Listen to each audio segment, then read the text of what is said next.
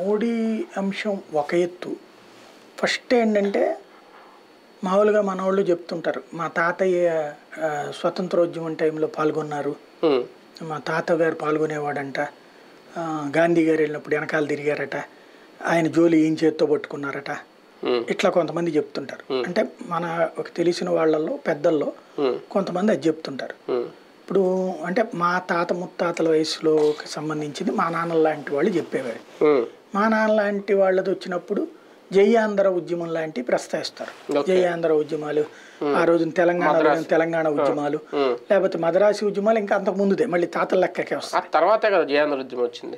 First Madras దేశ విభజన, ఇదే దేశ స్వతంత్రం తర్వాత మద్రాసు ఆంధ్ర, అది తాతలది. పొట్టి శ్రీరాములు అది తాతలది. నాన్నల దగ్గరకు వచ్చేటప్పటికి మేము ఆ తరంలో ఉన్నాం అని చెప్పుకోవడం.